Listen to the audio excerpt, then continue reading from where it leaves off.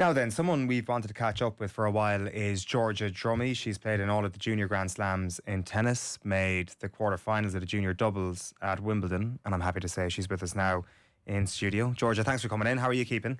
I'm doing well. Thank you so much for having me. Wimbledon's obviously on at the moment. We've all been watching on television. You were over there last week, right? Yeah, I was there last Monday for the first round matches, so I got to see a good few upsets. Yes. But it was really good tennis. Which matches were you at? I was at the Holger Rune match and then Berrettini, so I was like, I watched both sets where they won, and then I left and both of them seemed to lose their matches, so I was like, maybe that's their good luck charm. Is this for you an annual trip, even since you've been away from playing the game? Yeah, I couldn't go last year because I underwent surgery, but the year prior to that I went. I just love watching tennis, and especially Wimbledon being so close to home. It's such an easy, short trip to go to.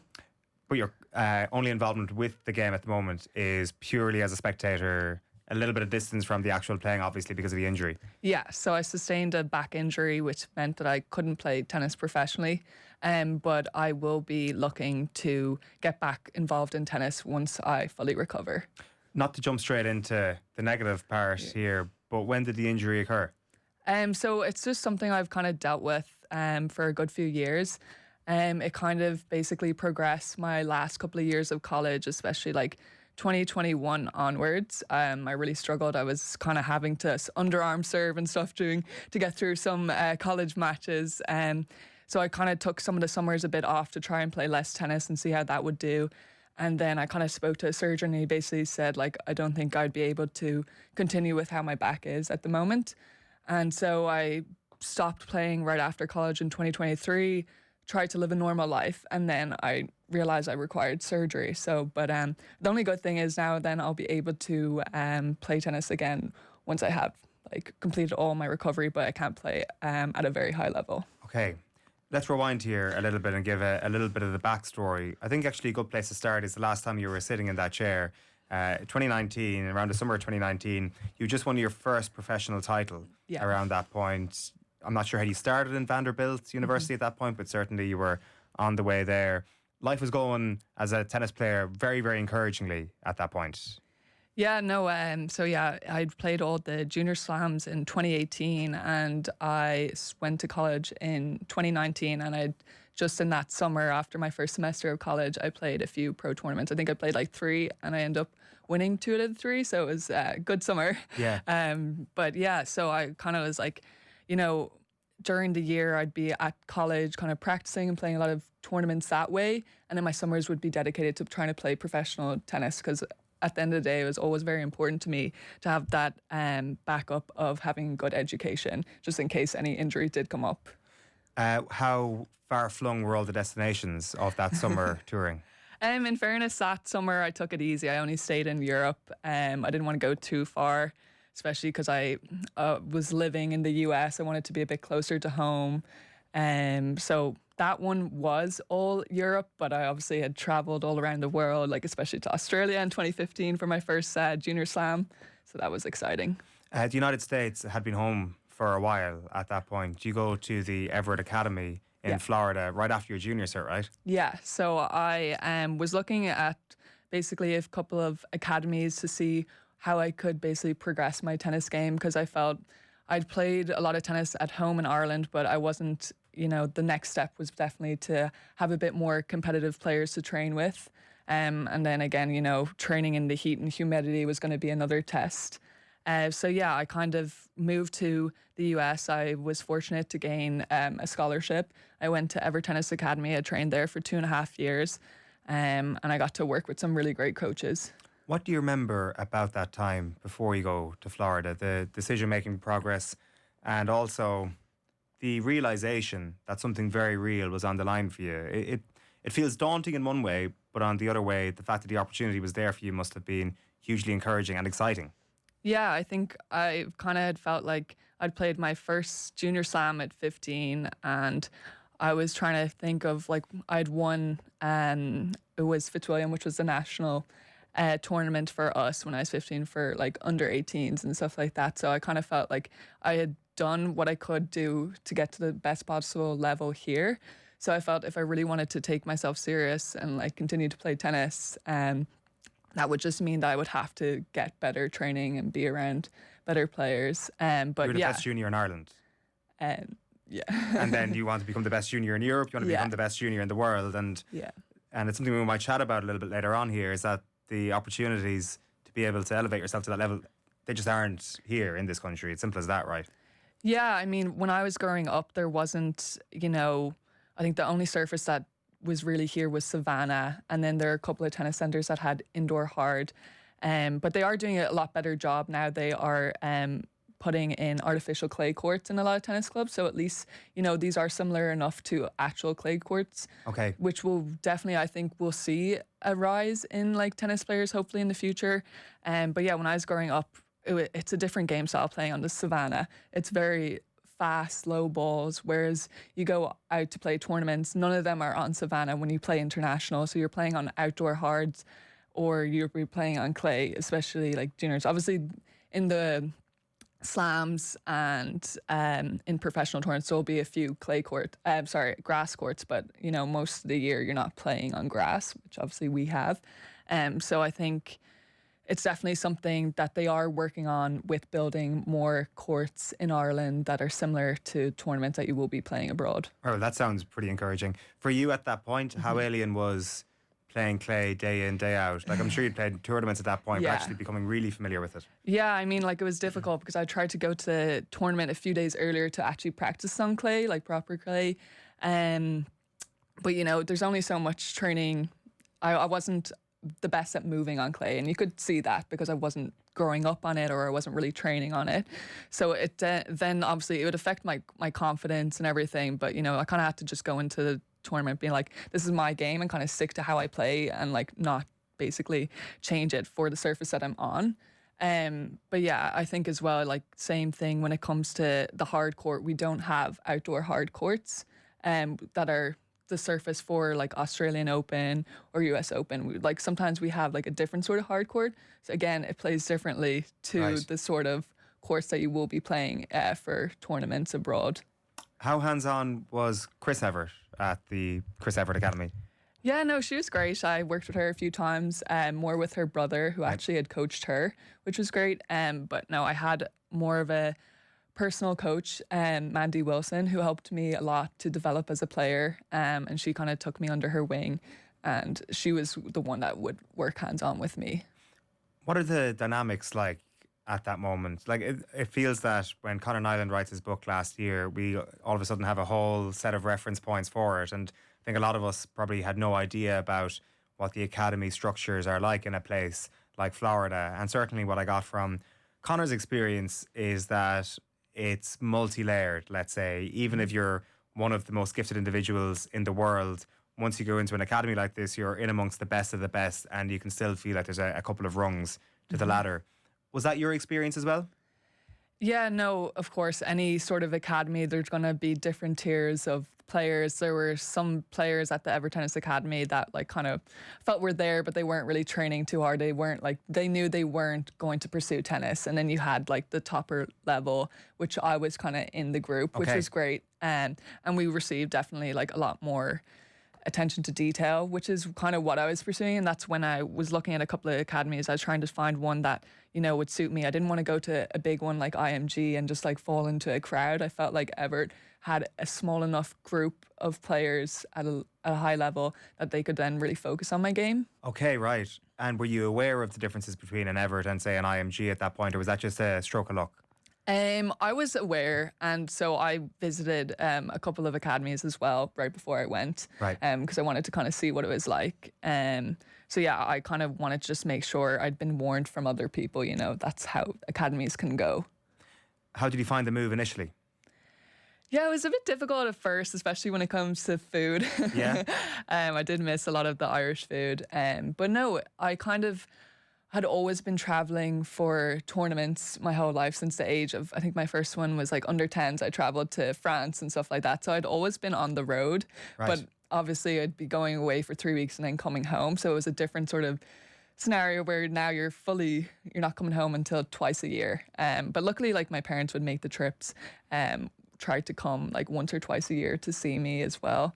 But I think as well, I just kind of wanted to focus. I knew tennis was something that I had a passion. I wanted to give it everything I had.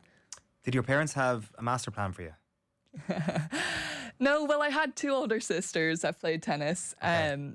They played in Ireland, and then my middle sister, she played a few ITFs and stuff like that. So like, I think that definitely helped them to see kind of what levels I needed to get at, because like, you know, under 12s I started playing like tennis Europes, and then under 14s you have the under 14 tennis Europes, and then you go into the ITF. So they kind of knew what the stepping stones would be for me, and then obviously at ITF, then you'd go into the professional tournament. So I felt like I always kind of had set goals of what kind of rankings I wanted to do to see what sort of tournaments I could play then in the future. Because it feels that even during your upbringing, I know you've mentioned it's changed now, there aren't, you know, a whole pile of resources in terms of availabilities of different courses or different courts and surfaces.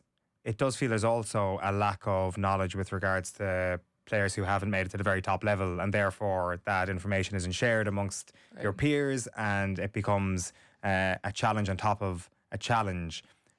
I guess it kind of sounds like you had overcome that, and your family felt that the master plan, to use that phrase again, was kind of working at that point, that everything that you could possibly do to try and put yourself in the mix to become a professional tennis player and a successful one at that had kind of all fallen into place. Yeah, like we would have talked to a few of the other players who had tried to go professional or who played professional tennis. Like I know my parents who would have talked to like Amy Botel to see like how it was she found training in Ireland, or even like Sam Barry and Connor in Ireland as well. Like we would have kind of asked around, because yeah, like it's a small group of people that are trying to play coming out of a small country. So I think it's just more figuring out what has worked and what hasn't worked for other people. So Everett Academy finishes, and you go straight to university from that point then? Yeah, so I graduated high school Yeah. in 2018 December, and January 2019 I was in Nashville in Vanderbilt. So yeah, I did that, and I was there for like a year and a half basically until COVID hit in March 2020. Okay. And then I had to come home. I was home for the 5 months in lockdown, so it was a bit of a difficult time, like not being able to train and stuff like that. But I was I was still in touch with coaches to try to work on my at least fitness aspect to keep that up. And then I went back to college and I transferred, and I went to Duke University for my remainder 3 years of college. So when lockdown happens, are your peers on the varsity team in Vanderbilt training every day on the court? Yeah, so like most of them were Americans, so they didn't have any sort of lockdown, so they were all practicing On campus? Not on campus. We weren't allowed to be on campus, but say it obviously as well. It differed with each state that they lived in, what the COVID restrictions were. But most of them were just playing the whole time. Didn't have to really give up anything, you know. That must have been pretty significant. Maybe we didn't know how long it was going to last at the time, but certainly in Yeah. hindsight, that's a really crucial point of your career where your access gets limited. Yeah, no, exactly. Like that's why I was trying to at least stay somewhat physically fit. But yeah, no, it was a difficult time. I think, you know, when I went back to college that fall semester and trying to play some fall tournaments, it took time to get used to not only practicing but getting into that mindset of playing tournaments again, because I hadn't ever really taken a break from tournaments that long. I'd only ever like, you know, every month I was playing tournaments, if not. And like in college tennis, you play 5 months straight of matches every weekend. So it was kind of the first time where I was like, whoa, I'm trying to get back into that mindset. Yeah, I can imagine. So at this point, certainly in 2018, 2019, in the world junior rankings, you'd reached top 40 at that point, top 30 potentially. At what stage do you go back at post-COVID? Is your junior career then over? Yeah, Right. so my junior career is over, but like that's when the previous summer I'd played those two or three professional tournaments, and Okay. I'd gained a bit of a ranking. But yeah, obviously I think they put like a secured ranking over it because no one could really play, or like if people could play, it wasn't like everyone could, so they knew that like you could secure your ranking.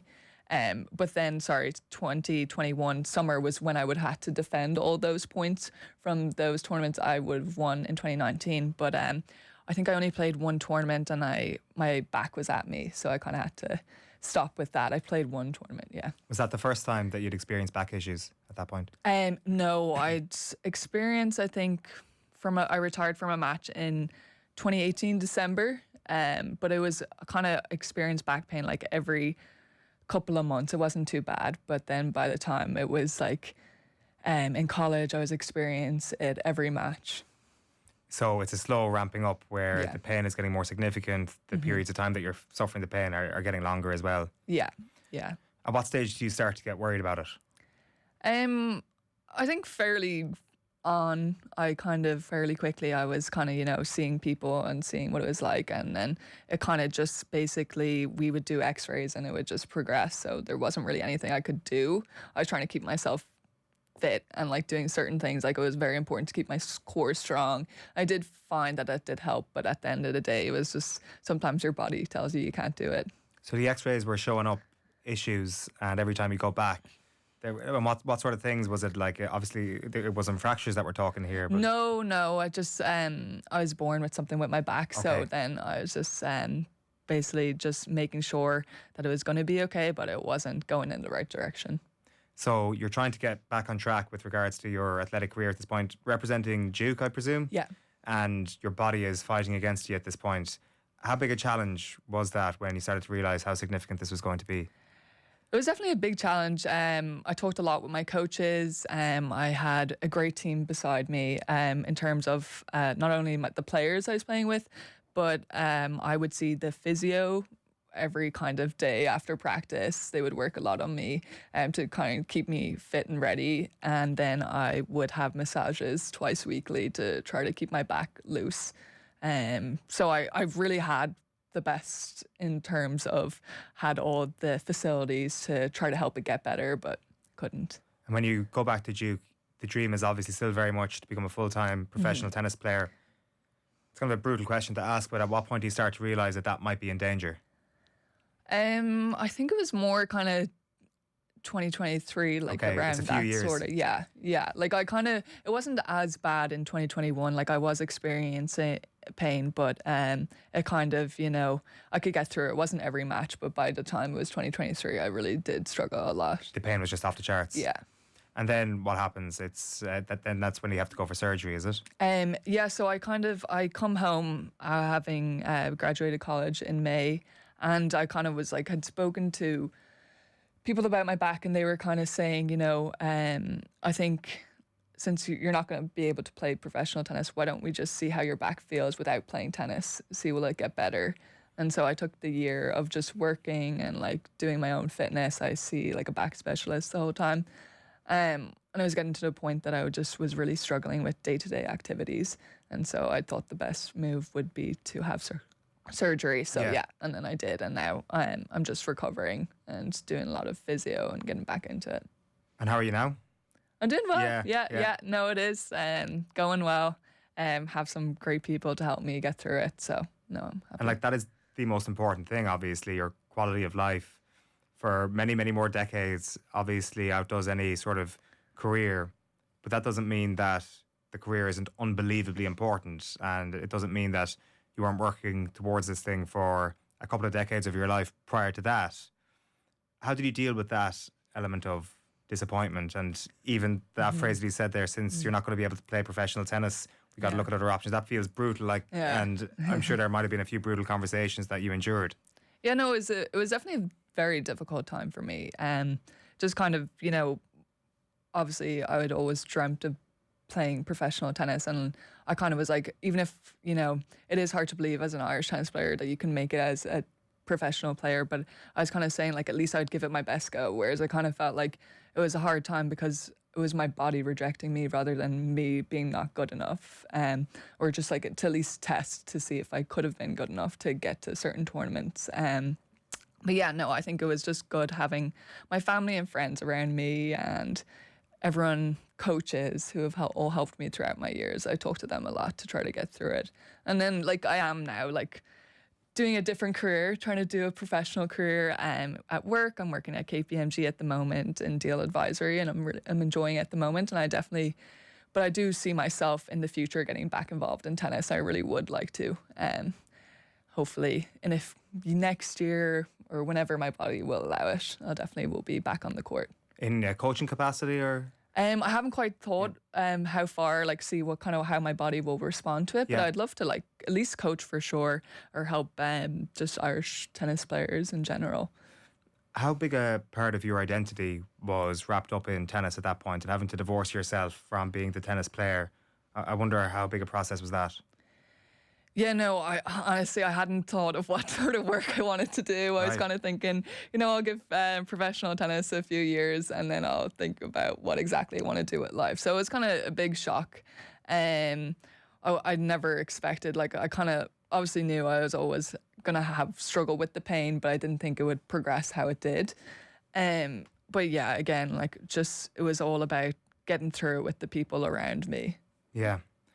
In terms of the people that helped you through it, was it your parents? Was it your coaches? Who were the most important people around you at that point to pull you through? Um, I can't say a specific Yeah. person because I feel like all of them helped in different aspects. Um, it was nice as well, It was also a difficult time because I'd lived in the US for 7 years and I was coming home, you know, kind of as though a new person, not having tennis and not being living there, and all my friends were kind of like further away. But I did have obviously still some Irish friends, which have really been great for me. I also have a friend that moved from the US to Ireland at the same time, so it's been nice. I can't say like a specific person because they've all Sure. been great. It also is a different mindset, isn't it? Trying to actually get yourself back to a level of being healthy and like your quality of life being good and the back not being a pain. Like I don't know. At the start, maybe the sporting thing becomes more. I don't know. Does it lessen in importance the idea that the sporting career might be nearing its end game because there is something more important out there? Yeah, I mean, like as you said earlier, I feel like when I had the injury and everything, I was kind of like, I need to focus about my health in the future and not just being an athlete. So I definitely think, I needed to really think about what it is I want to do outside of that. Yeah, being back at Wimbledon last week brings back memories of playing in the junior slams. I suspect. Yeah, no, it did. It was some great memories. Like, definitely was looking at the court that I played on and looked at it. But I really do enjoy just watching tennis and seeing everyone, and even watching some of the fellow college athletes like Emma Navarro and Ben Shelton all play. Like I played Emma when I was in college, and then Diana Schneider. There's a good few players that are doing really well at the moment. What's the setup for a junior slam in Wimbledon? Is it kind of access all areas? You're treated like one of the seniors? Yeah, so it just depend on what tournament. They all kind of had different access. So for Wimbledon, I had access to the locker room that was for all the main players that were outside, I think, the seeds. So none of the seeds were in our locker room, but it would be all the non-seeds would be in the same locker room as the juniors. And then we would have to the same restaurants and everything, and then you'd go in the underground tunnel. So it'd be actually a great time to see everyone. Yeah, and I can imagine for a junior that's an unbelievably motivating thing. You're Yeah. seeing the best of the best in a very normal habitat, Hmm. and I'm not sure if you're picking up nuggets or anything like that, but just the mere image of that must be a fairly powerful thing as an underage player. Yeah, no, definitely. It was very exciting to see all the pro tennis players like right in front of your face, and you'd be on the same practice courts next to them. I remember I told my coach, "Could you let me know if you ever see Rafa Nadal?" Because he was always my favorite tennis player, and I ran out, got a picture with him. So it was kind of cool just being around that environment. It kind of felt like surreal just being a junior tennis player and being amongst some of the best in the world. So it kind of feels as if tennis in your life is in a dormant place. It's not over. Tennis No. and Georgia Drummy are not divorced. This thing is could be back on at some stage in the future, and I kind of get the sense that that's comforting, or else you've compartmentalized everything Yeah. here to the point where it just doesn't come across in how you speak about your career. Yeah, no, I definitely want to be involved in tennis again. Like it's been part of my life since I was like 4 years of age when I started playing tennis, and like my whole family growing up as well. I've always loved for the game, so I don't want that to end. And I just know there's opportunities in the future that will come up, and I just want to help anyone I can. It does feel as well that you did everything in your power to get to a really impressive place in a global standing. And your story can actually be one of hope for a lot of other young tennis players in Ireland. That it's not impossible. You did have to go to extraordinary lengths to get to where you got to. but it was a piece of bad luck that your body just didn't hold up for a really tough time in your career, as opposed to it being anything structurally or anything that, out of your control that maybe held you back? Yeah, I mean, I was very fortunate to have like gotten the opportunities I did, and being able to travel the world to play.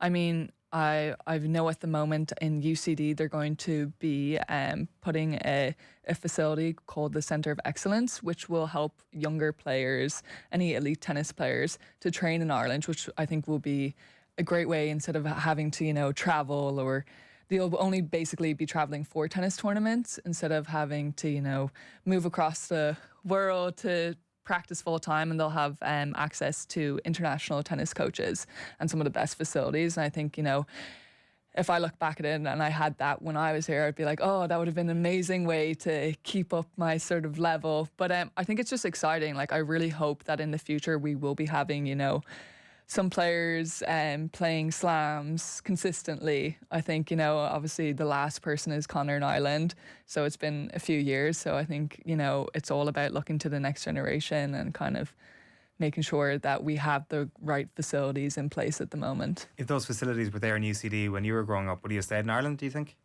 I think I definitely would. I think it's important being surrounded again by like your family. Yeah. I think that's a huge impact. Again, like, you will have to travel for tournaments, but it is exciting, in terms of they'll be having some of like the best facilities when it comes to just like training off the court. Whereas I feel like when I was obviously training, I think our national tennis center had like 2 or 3 dumbbells at the side of the court. Like, that was our fitness, and it's kind of difficult to how can you physically progress when the tools weren't there. But I think, they're coming a long way with building more clay courts, and now this facility will give an opportunity for players. I think they'll even be able to receive scholarships to train there. And, I think it hopefully will attract other international players to come to Ireland just to at least, train a bit. Right. So you're optimistic about Yeah. the sport here? Yeah, no, I am. I think like we are kind of making little steps to hopefully, see some progress. It will take time. I don't think, it's something that will just like come up straight away, like within when it opens, that you're just going to have like players performing amazing within 2 to 3 years. I think it's going to take some time. But just knowing that they'll have like clay courts and a hard court. So I think you're just giving people the best chance that they possibly can. Who do you fancy to win both competitions this weekend? I'd love to see Sabalenka win women's. I think like obviously she's world number 1, so I think it would be lovely to see. She hasn't won Wimbledon. That would be great. And then I am a Carlos Alcaraz fan. Yeah, okay, fair enough. So yeah, it's amazing. Like, I'm not sure, did you have any preference of who was going to win the women's final at Roland Garros? Because obviously Sabalenka, I mean, it would have been a great moment for her, but I think you played against Coco Gauff, so like, I mean, maybe there's a little bit more of that actually strikes home, is there? I honestly, I didn't really mind who was going to win it. I think sometimes, with tennis, it can be who's playing better that day. It's not necessarily they're going to win all the time. So I think it's just about kind of watching a great match. Yeah, for sure. Listen, Georgia, it's great to catch up with you, and great to have you back in studio here 5 years later. It's been full of ups and downs, but no doubt that when you get back involved with the game, it's going to be huge success. So thanks, Millie, for popping in, and great to chat to you. Perfect. Thanks so much for having me.